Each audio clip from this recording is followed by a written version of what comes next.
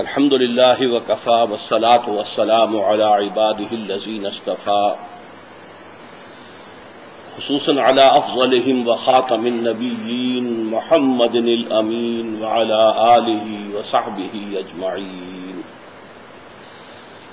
اما بعد فقد قال اللہ تبارک وتعالی کما ورد فی سورة المنافقون. اعوذ باللہ من الشیطان الرجیم. بسم اللہ الرحمن الرحیم. اذا جاءك المنافقون قالوا نشهد انك لرسول الله والله يعلم انك لرسوله والله يشهد ان المنافقين لكاذبون. اتخذوا ايمانهم جنة فصدوا عن سبيل الله انہم ساء ما كانوا يعملون. ذلك بانہم آمنوا ثم كفروا فتبع على قلوبهم فهم لا يفقهون. وقال تعالى كما ورد في سورة النساء ان المنافقين في الدرك الاسفل من النار. وقال عز وجل كما ورد في سورة التوبة استغفر لهم ام لا تستغفر لهم ان تستغفر لهم 70 مرة فلن يغفر الله لهم. صدق الله العظيم. رب اشرح لي صدري ويسر لي امري واحلل عقدة من لساني يفقهوا قولي. اللهم ربنا الهمنا رشدنا واعذنا من شرور انفسنا. اللهم ارنا الحق حقا وارزقنا اتباعه وارنا الباطل باطلا وارزقنا اجتنابه. آمین یا رب العالمین.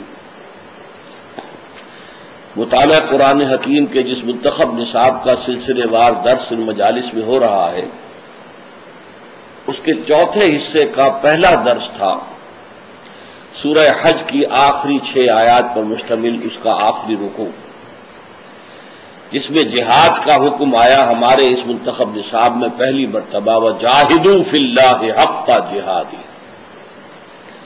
دوسرا درس پھر سورہ صف کا تھا جو جہاد فی سبیل اللہ اور قتال فی سبیل اللہ کے موضوع پر قرآن مجید کی جامع ترین صورت ہے.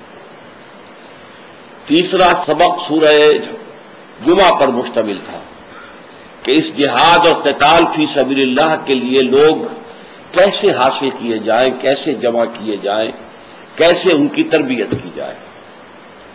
اب یہ جو ہے چوتھا سبق ہے جو سورہ منافقون پر مشتمل ہے، اور اس کی ترتیب یوں ہے کہ جہاد فی سبیل اللہ سے کرنی کترانے والے، جی چرانے والے، اس میں پس و پیش کرنے والے در حقیقت ایک مرض میں گرفتار ہو جاتے ہیں، ایک بیماری میں مبتلا ہو جاتے ہیں، جس بیماری کا کہ آخری مقام منافقت یا نفاق ہے. تو میں نے اس وقت 3 آیات تلاوت کی ہیں سورہ منافقون کی، لیکن آج ان کا درس نہیں ہوگا، ان کا درس بعد میں ہوگا. آج پروگرام یہ ہے کہ منافقت کے بارے میں، نفاق کے بارے میں کچھ بنیادی باتیں پہلے گوش گزار کر دی جائیں تمہید کے طور پر. سب سے پہلی بات یہ نوٹ کیجئے کہ نفاق اور منافقت یہ در حقیقت ایک ہی لفظ ہے. جہاد اور مجاہدہ، وہ ہم چونکہ عربی زبان میں اس کو مجاہدہ کہتے ہیں، اردو میں ہوتا تو مجاہدت ہو جاتا. اسی طرح منافقت بن گیا ہے اردو میں. اسی طریقے سے قتال اور مقاتلہ، جہاد اور مجاہدہ، نفاق اور منافقہ، اسی طریقے سے جدال اور مجادلہ. ایک سورت ہے قرآن مجید کی سورہ مجادلہ. تو جو معنی جہاد کے ہیں وہی مجاہدہ، جو معنی قتال کے ہیں وہی مقاتلہ، جو معنی نفاق کے ہیں وہی منافقہ، اور جو معنی جدال کے ہیں وہی مجادلہ. یہ نفاق جو ہے، سب سے پہلے یہ سمجھیے کہ یہ کتنا مہلک مرض ہے. اس کے بارے میں نے آپ کو 2 آیات سنائی ہیں. ویسے تو قرآن مجید میں بہت سی آیات ہیں، لیکن سب سے اہم میرے نزدیک سورہ نساء کی ایک آیت ہے کہ ان المنافقین فی الدرک الاسفل من النار. آخرت میں منافقین کا مقام جہنم کے سب سے نچلے طبقے میں ہوگا. آپ اندازہ کیجئے کہ اس اعتبار سے گویا کہ اللہ کے نزدیک کافر کے مقابلے میں منافق زیادہ ناپسندیدہ ہے۔ کافر جو کچھ کہہ رہا ہے کھلا کھلا کہہ رہا ہے، انکار کر رہا ہے، اور ظاہر بات ہے کہ اس کی طرف سے کوئی وار ہوگا تو وہ ظاہری وار ہوگا۔ منافق جو ہے وہ اندر سے گویا کہ مارے آستین ہے، آستین کے اندر کا سانپ ہے جو اندر سے ڈنک مارتا ہے۔ وہ دعویٰ کرتا ہے کہ میں مسلمان ہوں، مومن ہوں، جبکہ وہ حقیقت میں کافر ہے۔ تو اس اعتبار سے منافقت یا نفاق جو ہے وہ اللہ کے ہاں کفر سے بہت زیادہ مبغوض، بہت زیادہ ناپسندیدہ، قابل نفرت شے ہے۔ اور دوسری آیت جو اس معاملے میں کفایت کرے گی کہ نبی اکرم صلی اللہ علیہ وسلم سے فرمایا گیا سورہ توبہ میں، ویسے یہ مضمون سورہ منافقون میں بھی آ جائے گا لیکن اپنی انتہا کو پہنچا ہوا ہے سورہ توبہ میں، استغفر لہم او لا تستغفر لہم، اے نبی آپ چاہیں ان کے لیے استغفار کریں چاہے نہ کریں، ان تستغفر لہم 70 مرۃ فلن یغفر اللہ لہم، اگر آپ ان کے لیے 70 مرتبہ بھی استغفار کریں گے تب بھی اللہ ان کو معاف نہیں کرے گا۔ اب حضور کے استغفار سے، حضور کی شفاعت سے اس شدت کے ساتھ محرومی کا اعلان ہو رہا ہے، بلکہ اس میں آتا ہے روایت میں کہ حضور نے فرمایا کہ یہ 70 بار تو اللہ نے فرما دیا ہے، اگر مجھے یہ معلوم ہوتا کہ 70 بار سے زیادہ کرنے پر استغفار ان کی معافی ہو سکتی ہے تو میں زیادہ کرتا۔ یعنی در حقیقت یہ اس بات کی علامت ہے کہ کتنا ہی میں استغفار کروں، کتنے ہی ان کے حق میں شفاعت کروں، اللہ تعالیٰ میرے اس استغفار کو منافقین کے حق میں قبول نہیں کرے گا۔ اب اس کے بعد سمجھیے کہ یہ لفظ بنا کہاں سے ہے۔ عربی زبان میں نفقن یہ اسم ہے، یہ سرنگ کو کہتے ہیں۔ سرنگ کے 2 منہ ہوتے ہیں اور درمیان میں راستہ جو ہے وہ انڈر گراؤنڈ ہے، زیر زمین ہے۔ عام طور پر یہ سرنگ ہوتے تھے کہ جو محل ہوتے تھے یا قلعے ہوتے تھے جن میں بادشاہ بھی ہے، راجا ہے، مہاراجا ہے، نواب ہے، تو اگر فرض کیجئے کہ اس پر باہر سے حملہ ہوا اور حملے میں اب محسوس ہوا کہ ہماری پیش نہیں جا رہی، اب جو ہے غنیم جو ہے دشمن وہ قلعے میں یا محل میں داخل ہو جائے گا، تو ظاہر بات ہے کہ باہر تو اب اس کا نرغہ ہے، نکل کر جانا بھاگنا ممکن نہیں ہے۔ تو اس کے لیے زمین 2 راستے رکھتے تھے کہ محل کے اندر سے ایک سرنگ شروع ہوئی، وہ سرنگ جو ہے اس کے اندر داخل ہو کر دوڑتے چلے گئے گھوڑوں کے اوپر، اور وہ کہیں جا کر دور جنگل میں وہ سرنگ کھل گئی تو وہ باہر نکلے اور دوڑ گئے۔ تو یہ ہے نفقن۔ قرآن مجید میں بھی یہ لفظ آیا ہے سورہ انعام میں، جہاں نبی اکرم صلی اللہ علیہ وسلم کی تشویش کا ذکر ہے کہ یہ جو آیتیں مانگتے ہیں، یہ جو مطالبہ کر رہے ہیں معجزوں کا، اگر انہیں کوئی معجزہ دکھائی دیا جائے تو کمبخت ایمان تو نہیں لائیں گے، منہ تو بند ہو جائے گا ان کا۔ لیکن ابھی تو ان کے حوصلے بڑھے ہوئے ہیں کہ اگر نبی ہے تو دکھاؤ ایسے معجزے جیسے موسیٰ نے دکھائے، جیسے عیسیٰ نے دکھائے، اور عوام الناس پر ان کا اثر ہو رہا ہے۔ اللہ کا فیصلہ یہ تھا کہ اس قسم کا کوئی معجزہ نہیں دکھایا جائے گا۔ معجزہ قرآن ہے، جسے ہدایت کی طلب ہے وہ قرآن سے ہدایت حاصل کر سکتا ہے۔ لہذا وہاں آتا ہے کہ نبی ان کان کبر علیک اعراضہم، اگر آپ پر ان کا اعراض، ان کی دوری، بے رخی بہت شاق گزر رہی ہے، فإن استطاعت أن تبتغي نفقا في الأرض أو سلما في السماء فتأتيهم بآية، تو اگر آپ کے لیے ممکن ہے تو زمین میں کوئی سرنگ کھود لیجئے یا آسمان میں سیڑھی لگا لیجئے اور لے آئیے کوئی آیت، ہم نہیں دکھائیں گے، ہمارا فیصلہ قطعی ہے۔ تو نفق کا لفظ وہاں بھی آیا۔ ایک دوسرا لفظ عربوں کے ہاں مستعمل ہے نافقہ۔ نافقہ کہتے ہیں گوہ کے بل کو۔ گوہ جو ہے وہ ایک بڑی چھپکلی ٹائپ جانور ہوتا ہے اور عرب اس کا گوشت کھاتے ہیں، شکار کرتے ہیں، اور وہ زمین کے اندر جو ہے اپنا ایک کھو بنا کر اس میں رہتا ہے، اور اس نے اس کے لیے 2 دروازے رکھے ہوتے ہیں، کیونکہ اس کا شکار کیا جاتا ہے شکاری کتوں کے ذریعے سے۔ اب اگر وہ دیکھتا ہے کہ کتا ادھر سے آ رہا ہے تو وہ ادھر سے بھاگ جاتا ہے، اور اگر دیکھتا ہے کہ ادھر سے آ رہا ہے تو ادھر سے بھاگ جاتا ہے۔ اس کو کہتے ہیں نافقہ۔ تو نفقن سرنگ جس کے 2 منہ ہیں، نافقہ گوہ کا بل جس کے 2 منہ ہیں۔ اب یہاں سے ہے اصل میں تصور کہ ایک تو 2 منہ انسان، ایک انسان جب اہل ایمان سے ملتا ہے تو کچھ اور کہتا ہے، کافروں سے ملتا ہے تو کچھ اور کہتا ہے۔ ذوالوجہین جس کو عربی میں کہتے ہیں، دو منہ، دو چہروں والا. اس کا ایک چہرہ جو ہے مسلمانوں کے سامنے ہے، دوسرا چہرہ کفار کے سامنے ہے. لیکن اس میں جو اصل شے پنہا ہے وہ کیا ہے؟ تحفظ، اپنی ذات کا تحفظ. نفق بھی اسی لیے ہوتی ہے کہ جان بچانے کے لیے بھاگنے کا ایک راستہ رہے، اور نافقہ کا جو بل ہے وہ بھی دو منہ اسی لیے ہوتا ہے کہ وہ کتے کے شکار سے اپنے آپ کو بچا سکے. تو گویا کہ منافقت یا نفاق کی اصل روح کیا ہے؟ تحفظ مال و جان. جس کو کہا ہے اقبال نے، تو بچا بچا کے نہ رکھ اسے، تیرا آئینہ ہے وہ آئینہ کہ شکستہ ہو تو عزیز تر ہے نگاہ آئینہ ساز میں. اے مرد مومن، تو اپنی جان اور مال کو بچا بچا کر نہ رکھ، اللہ کی راہ میں خرچ کر. یہاں تک کہ تیرا جسم جو ہے اگر اللہ کی راہ میں کاٹ دیا جائے، چیر دیا جائے، تو یہ کٹا پھٹا جسم جو ہوگا یہ اللہ کو زیادہ محبوب ہوگا بنسبت تیرے اس ثابت جسم کے. جیسے کہ حضرت حمزہ رضی اللہ تعالی عنہ کا جسم مبارک جو تھا، آپ کی ناش مبارک، اس کی ناک کٹی ہوئی تھی، کان کٹے ہوئے تھے، پیٹ چاک کر کے کلیجہ جو ہے چبایا گیا تھا. تو ظاہر بات ہے کہ یہ اعضا بریدہ لاشا جو ہے حضرت حمزہ کا، یہ اللہ کی نگاہ میں جو قدر و قیمت رکھتا ہے اس کا ہم کوئی اندازہ نہیں کر سکتے. تو ایک در حقیقت یوں سمجھیے، کسی بھی انقلابی تحریک میں، یہ نوٹ کر دیجئے لفظ، انقلابی تحریک وہ ہوتی ہے جو کسی نظام کو بدلنا چاہے، اور نظام کو بدلنے میں شاید بات ہے شروع میں دعوت ہوگی، اپنے خیالات کو عام کیا جائے گا، پھر منظم کیا جائے گا، پھر یہ ہے کہ ان کی تربیت کی جائے گی، پھر نظام کے خلاف کھڑے ہو کر بغاوت کی جائے گی. اور اس میں ظاہر بات ہے جان کا خطرہ ہے، مال کا خطرہ ہے. انسان جو ہے سب سے پیاری چیز جان ہے. جب اس میں آرمڈ کانفلکٹ کا مرحلہ آئے گا، تصادم کا وقت آئے گا، مسلح تصادم کا وقت آئے گا، یا غیر مسلح تصادم بھی ہو، غیر مسلح بغاوت بھی ہو، تو گولیاں تو چلیں گی، سینوں کے اوپر گولیاں تو کھانی ہوں گی. تو اس مرحلے پر اب دو طرح کے لوگ ہوتے ہیں ہمیشہ دنیا کے اندر. ایک تو وہ ہوتے ہیں کہ جب وہ اس نظریے کو تسلیم کرتے ہیں تو ان کی کیفیت ہوتی ہے ہر چے باد آباد ماں کشتی درآب انداختے.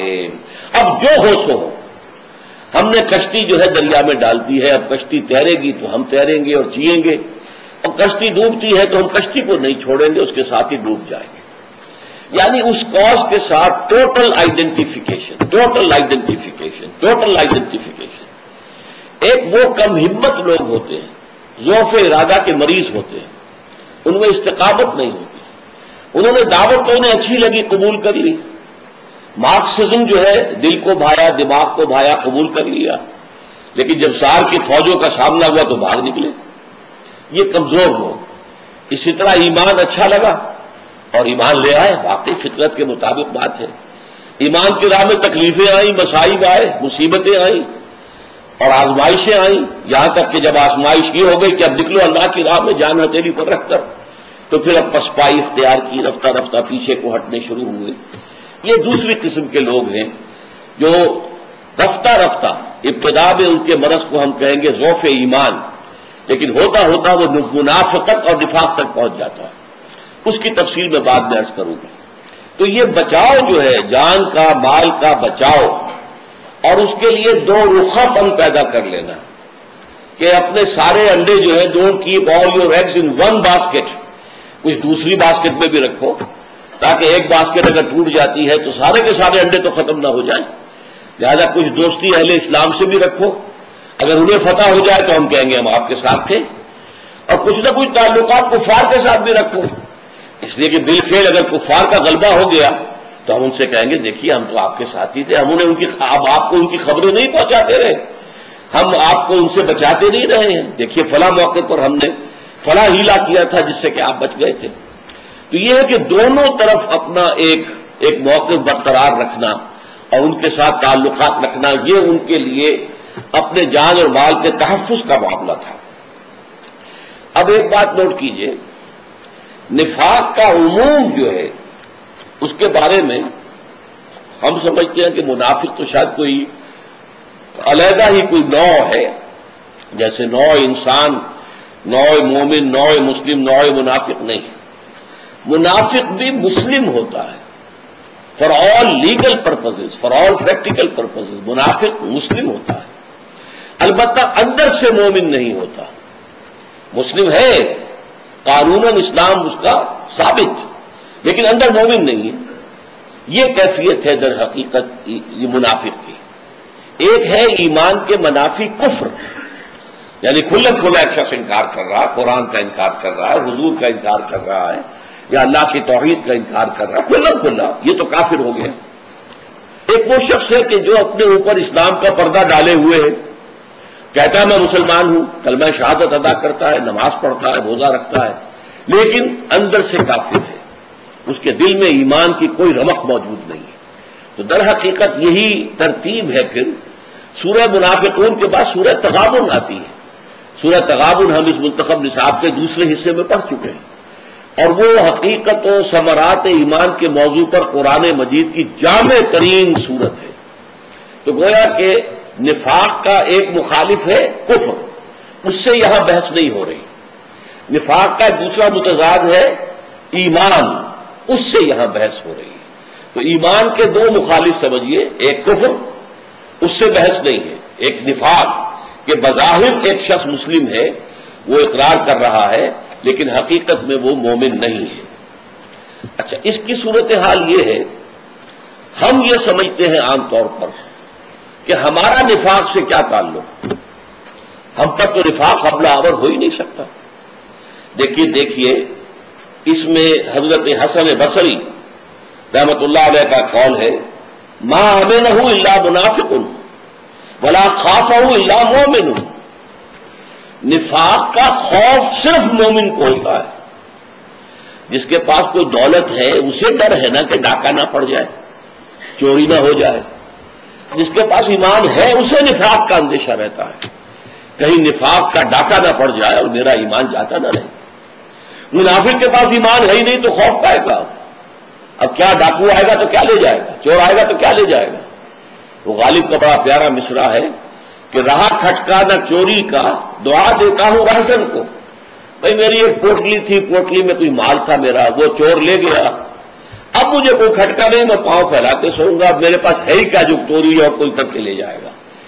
تو یہ کہ دعا دیتا ہوں رہزن کو کہ رہا کھٹکا نہ چوری کا، دعا دیتا ہوں رہزن کو. اب میرے پاس کچھ ہے ہی نہیں تو کیا لے گا، کوئی کیا چرائے گا. تو اس لیے فرمایا کہ ما آمنہ الا منافق ولا خافہ الا مومن. اسی طریقے سے حضرت حنظلہ رضی اللہ تعالیٰ عنہ کا ایک واقعہ آتا ہے کہ یہ بہت ہی سبق آموز ہے. عن ابی عثمان النہدی عن حنظلہ الاسیدی قال، یہ حضرت ابو عثمان سے روایت ہے حضرت حنظلہ سے. قال وکان من کتاب رسول اللہ صلی اللہ علیہ وسلم، حالانکہ وہ حضور کے کاتبوں میں سے تھے، یعنی معتمد علیہ ترین جو لوگ ہوتے تھے ان سے حضور اپنی وحی کی کتابت کراتے تھے. قال لقینی ابو بکر فقال کیف انت یا حنظلہ. وہ کہتے ہیں کہ میری ملاقات ہوئی حضرت ابو بکر سے تو انہوں نے مجھ سے پوچھا کیسے حال ہے، کیا حال ہے تمہارا حنظلہ. قال قلت نافق حنظلہ نافق حنظلہ نافق حنظلہ. میں نے عرض کیا کہ حنظلہ تو منافق ہو گیا، حنظلہ تو منافق ہو گیا، حنظلہ تو منافق ہو گیا. قال سبحان اللہ ما تقول. حضرت ابو بکر نے فرمایا اللہ پاک ہے، تم کیا کہہ رہے ہو، سوچو تو صحیح. قال قلت نکون عند رسول اللہ صلی اللہ علیہ وسلم یذکرنا بالنار والجنت حتی کأننا رأی العین. میں نے کہا کہ جب ہم ہوتے ہیں حضور کی خدمت میں، حضور کی صحبت میں، اور آپ ہمیں نصیحت فرماتے ہیں، یاد دہانی کراتے ہیں، جہنم کا ذکر کرتے ہیں اور جنت کا ذکر کرتے ہیں، تو ہمیں ایسا محسوس ہوتا ہے کہ ہمیں جنت اور دوزخ آنکھوں سے نظر آ رہی ہے. اس درجے یقین ہمیں پیدا ہو جاتا ہے. فَإِذَا خَرَجْنَا مِنْ عِنْدِ رَسُولِ اللَّهِ صلی اللہ علیہ وسلم، پھر جب ہم حضور کے پاس سے نکل کر آپ کی صحبت سے اٹھ کر آتے ہیں، عَافَسْنَا الْأَزْوَاجَ وَالْأَوْلَادَ، اور اس کے بعد آ کر ہم بیویوں میں اور اولاد میں مشغول ہو جاتے ہیں، پھر ہماری وہ کیفیات نہیں ہوتی. فَضَيِّعَاتِ فَنِسِينَ كَثِيرًا، اور ضائع کرنے والی چیزوں میں ہم مشغول ہو جاتے ہیں تو بہت سی باتیں ہم بھول جاتے ہیں. قال ابو بکر فواللہ الا نلقى مثل هذا. حضرت ابو بکر نے فرمایا، اگرچہ حضرت ابو بکر خود جواب دے سکتے تھے، وضاحت کر سکتے تھے، لیکن انہوں نے موقع کو اچھا سمجھا، فرمایا بھائی اللہ کی قسم یہ کیفیت تو میری بھی ہے۔ فانطلقت انا وابو بکر حتی دخلنا علی رسول اللہ صلی اللہ علیہ وسلم، تو اب میں اور ابو بکر دونوں چلے یہاں تک کہ حضور کے پاس ہم داخل ہوئے، حضور جہاں تشریف فرما تھے۔ قلت نافق حنظلہ یا رسول اللہ، میں نے کہا ہے اللہ کے رسول حنظلہ تو منافق ہو گیا۔ قال رسول اللہ صلی اللہ علیہ وسلم وما ذاک، حضور نے سوال کیا کیا بات ہے، کیا کیفیت ہے جس سے تم نفاق سے تعبیر کر رہے ہو؟ قلت یا رسول اللہ نکون عندک تذکرنا بالنار والجنہ، اے اللہ کے رسول میں نے عرض کیا ہم جب آپ کے پاس ہوتے ہیں آپ ہمیں یہ تذکیر کرتے ہیں، یاد دہانی کراتے ہیں جہنم سے بھی اور جنت سے بھی، حتیٰ کأننا رأی العین، ہمیں ایسا محسوس ہوتا ہے کہ ہم اپنی آنکھوں سے دیکھ رہے ہیں۔ فإذا خرجنا من عندک، پھر جب ہم آپ کے پاس سے چلے جاتے ہیں، عافسنا الازواج والاولاد والضیعات فنسینا کثیرا، تو اب ہم مشغول ہو جاتے ہیں اپنی بیویوں میں، اولاد میں، اور جو چیزیں ضائع ہونے والی ہیں دنیا کی چیزیں ہیں، تو ہم کافی چیزیں بھول جاتے ہیں۔ قال رسول اللہ صلی اللہ علیہ وسلم، اب یہ دیکھیے جملہ حضور نے کیا فرمایا، والذی نفسی بیدہ، دیکھو مجھے قسم ہے اس ذات کی جس کے ہاتھ میں میری جان ہے، ان لو تدومون علی ما تکونون عندی وفی الذکر، اگر تمہاری وہ کیفیت مسلسل رہے جو میری صحبت میں ہوتی ہے اور ذکر کے وقت ہوتی ہے، لصافحتکم الملائکۃ علی فرشکم، تو پھر فرشتے تم سے تمہارے فرش تمہارے بستروں پر مصافحہ کرنے کے لیے آتے ہیں، وفی طرقکم، تمہارے راستوں میں، ولکن یا حنظلۃ ساعۃ وساعۃ، یہ کیفیات جو ہیں یہ تو کبھی کبھی نصیب ہوتی ہیں، اس کی دوام نہیں ہو سکتا یہ کیفیت کہ جیسے آنکھوں سے تم دیکھ رہے ہو جنت کو اور آنکھوں سے دیکھ رہے ہو دوزخ کو، یہ کیفیت جو ہے ساعتن فساعتن کبھی کبھی حاصل ہوتی ہے، ہمیشہ نہیں ہوتی۔ یہ صحیح مسلم کی روایت ہے۔ تو اس سے جو اندازہ میں آپ کو دینا چاہ رہا ہوں یہ ہے کہ اہل ایمان کو تو خوف رہتا ہے، خدشہ لاحق رہتا ہے، وہ اپنے اندر ذرا سا بھی فرق محسوس کرتے ہیں تو وہ اسے نفاق سے تعبیر کرتے ہیں۔ اب دیکھیے حضرت حذیفہ رضی اللہ تعالی عنہ کو حضور نے کچھ منافقین کے نام بتا دیے تھے۔ غزوہ تبوک سے جب واپس آ رہے تھے تو ایک تنگ سی گھاٹی میں سے گزر ہوا جہاں سے بس ایک اونٹ ایک وقت میں گزر سکتا تھا، تو حضور کے آگے آگے ایک صحابی چل رہے تھے لاٹھی لے کر، اور پیچھے حضور کی اونٹنی ہے، اور اس کے بعد ذرا فاصلے پر دوسرے صحابہ ہیں۔ تو کچھ منافق وہاں چھپے ہوئے تھے، انہوں نے حملہ کیا حضور کی جان لینے کے لیے۔ تو وہ جو صاحب آگے تھے لاٹھی لے کر، انہوں نے اپنی لاٹھی کی مدد سے انہیں کھدیڑ دیا وہاں سے۔ پھر حضور نے فرمایا حنظلہ تم چاہو تو میں تمہیں ان کے نام بتا دوں، حالانکہ وہ رات کا وقت تھا اور انہوں نے ڈھاٹھے باندھے ہوئے تھے اپنے، اور اپنا چہرے بالکل ڈھاکے ہوئے تھے۔ تو حضرت حنظلہ نے کہا حضور ضرور فرما دیجیے، آپ نے ان کے نام بتا دیے، لیکن یہ کہہ دیا دیکھنا حنظلہ یہ میرا راز ہے، یہ کسی اور سے نہیں کہنا ہے، اس لیے کہ اصل میں تبوک سے واپسی کے بعد پھر حضور نے جہاد شروع کیا ہے منافقین کے خلاف۔ اس سے پہلے آپ نے کوئی اقدام نہیں کیا تھا منافقین کے خلاف، کسی منافق کے نفاق کا پردہ چاک نہیں کیا تھا، کسی کو بالفعل منافق جو ہے شخصی طور پر قرار نہیں دیا تھا۔ اس لیے حضور نے فرمایا یہ میرا راز اپنے پاس رکھو، کسی کو بتانا نہ۔ لیکن یہ کہ صحابہ میں مشہور ہو گیا کہ حضور نے اپنا ایک راز جو ہے حنظلہ کو بتایا ہے۔ صاحب سر النبی صلی اللہ علیہ وسلم، یہ اصل میں حضور کے رازدان ہے اور ایک راز حضور کا ان کے پاس ہے۔ اب یہ دیکھیے حضرت حذیفہ سے سوال کرتے ہیں حضرت عمر، ان حذیفہ، حضرت حذیفہ سے روایت ہے قال مر بی عمر بن الخطاب وانا جالس فی المسجد، کہ میرے پاس سے عمر ابن خطاب رضی اللہ تعالیٰ عنہ کا گزر ہوا اور میں مسجد میں بیٹھا ہوا تھا۔ فقال لی یا حذیفہ، تو انہوں نے مجھ سے کہا حضرت عمر نے، یا حذیفہ ان فلانا قد مات فاشہدہ، وہ فلاں شخص فوت ہو گیا ہے، جاؤ وہاں نماز جنازہ میں شرکت کرو۔ ثم مضى، یہاں تک پھر چلے گئے وہ، حتی اذا کاد یخرج من المسجد، پھر جب وہ وہاں سے جنازہ گاہ سے نکلنے لگے، التفت الیہ، پھر میری طرف متوجہ ہوئے، فرعانی، اور مجھے دیکھا، وانا جالس، میں بیٹھا ہوا تھا، فعرف، تو انہوں نے مجھے پہچان لیا، فرجع الیہ، میری طرف لوٹ کر آئے، قال یا حذیفہ انشدک اللہ، اے حذیفہ میں تمہیں اللہ کی قسم دے کر پوچھتا ہوں، امن القوم انا، کہیں میرا نام تو ان منافقوں میں نہیں تھا جو حضور نے تمہیں بتائے تھے؟ قلت اللہم لا، میں نے کہا اللہ کی قسم نہیں، ہرگز نہیں، ہرگز نہیں، ولن ابرئ احدا بعدک، لیکن میں اب اس کے بعد کسی اور کو بری قرار نہیں دوں گا، چونکہ حضور کا راز تھا۔ اب آپ نے تو پوائنٹڈلی پوچھ لیا کہ کہیں میرا نام تو نہیں تھا، تو میں نے آپ کو بتا دیا، لیکن اب میں کسی اور سے یہ بات نہیں کہوں گا، اس لیے کہ حضور کے راز کو مجھے اپنے پاس محفوظ رکھنا ہے۔ یہ ہے کیفیت کہ منافق جو ہے وہ نفاق سے اپنے آپ کو معمون سمجھتا ہے۔ مجھ سے نفاق کا کیا سروکار، بلکہ ایک اور حدیث میں آپ کو سنا دوں، انسان کے احساس کا عالم جو ہوتا ہے وہ اصل میں ہے فیصلہ کن شے۔ عن ابن مسعود رضی اللہ عنہ ان المؤمن یری ذنوبہ کانہ قاعد تحت جبل یخاف ان یقع علیہ۔ حضرت عبداللہ ابن مسعود رضی اللہ تعالیٰ عنہ فرماتے ہیں مومن کا حال یہ ہوتا ہے کہ وہ اپنے گناہوں کو دیکھتا ہے تو اس کی کیفیت یہ ہو جاتی ہے گویا کہ وہ ایک پہاڑ کے نیچے بیٹھا ہے، پہاڑ اس پر گرنے والا ہے، یعنی اپنے گناہ کا اتنا شدید احساس، اتنا احساس زیاں، اتنا طبیعت پر بوجھ ہوتا ہے کہ جیسے پہاڑ اس پر گرنے والا ہے۔ وَإِنَّ الْفَاجِرَ، اور جو فاسق و فاجر ہوتا ہے عادی ہے، یَرَىٰ ذُنُوبَهُ كَذُبَابٍ مَرَّ عَلَىٰ أَنفِهِ، وہ اپنے گناہوں کو ایسے دیکھتا ہے جیسے کہ بس مکھی تھی جو اس کی ناک پر آ کر بیٹھی، اس نے وہاں سے ہٹا دیا۔ فَقَالَ بِهِ هَكَذَا أَيْ بِيَدِهِ، اپنے ہاتھ سے اس نے ہٹا دیا۔